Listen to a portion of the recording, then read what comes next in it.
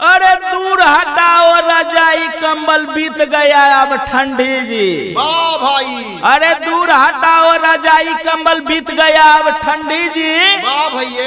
अरे नीतीश जी का बिहार में फ्लॉप हुआ शराबबंदी जी। सत्य है जी। अरे घर घर में बन रहा है यूरिया खाद वाला शराब जी। वाह भैया। अरे घर घर में बन रहा है यूरिया खाद वाला शराब जी। वाह भैया। गरीब मजदूर पीता है तो होता है सेहत खराब जी। सत्य है जी। प्रशासन भी भैया इसमें अच्छा रोल निभाया जी। वाह भैया। अरे प्रशासन भी इसमें भैया अच्छा रोल निभाया जी। वाह भैया। पकड़े हुए शराब बेचकर पॉकेट अपना गरमाया जी। सत्य है जी। शराब पीकर कितने लोगों का चला गया प्राण जी। वाह भैया। अरे शराब पीकर कितने लोगों का चला गया प्राण जी। वाह भैया।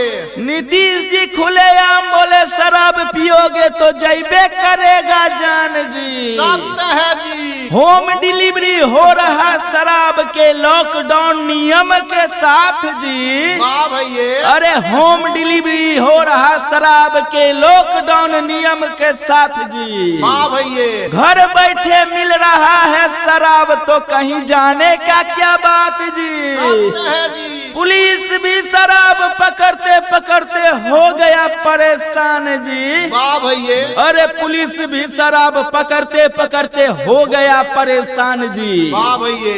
अरे जज साहब का बेल देते देते जीना हुआ हराम जी।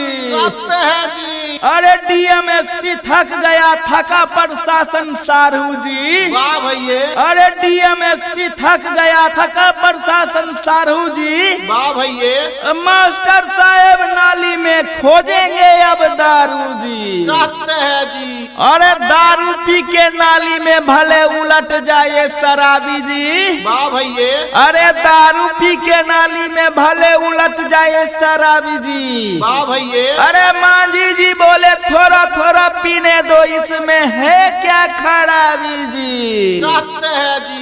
सुधीर सौरिया कहे सच्ची कहानी होली में पी के नचावे छै जानी यार सरारा सरारा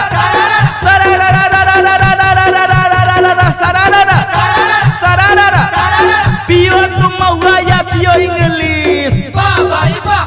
वाह खिलाड़ी वाह। पियो तुम महुआ या पियो इंग्लिश कुछ न करेंगे चाचा नीतीश यार सरारा सरारा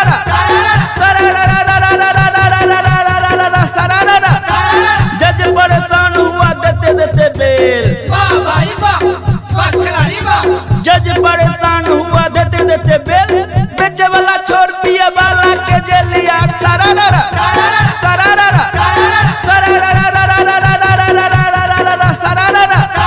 सरारा नीतीश जी जिद छोड़ो करो दारू चालू। वाह भाई वाह।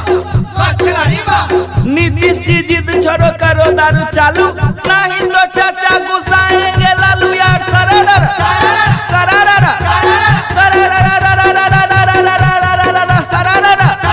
सरारा सीएम नीतीश जी को सब है पता। वाह भाई वाह। वाह खिलाड़ी वाह। सीएम नीतीश जी को सब है पता कहाँ से आता दारू कहाँ जाता यार सरारा सरारा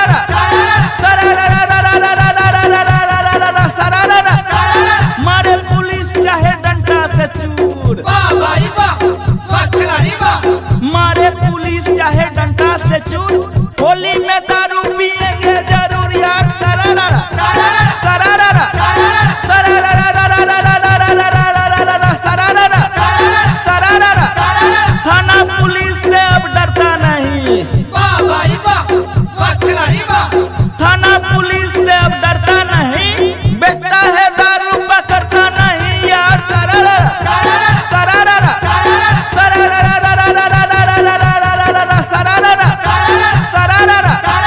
पीता है सब पर बताता नहीं। वाह भाई वाह। वाह खिलाड़ी वाह। पीता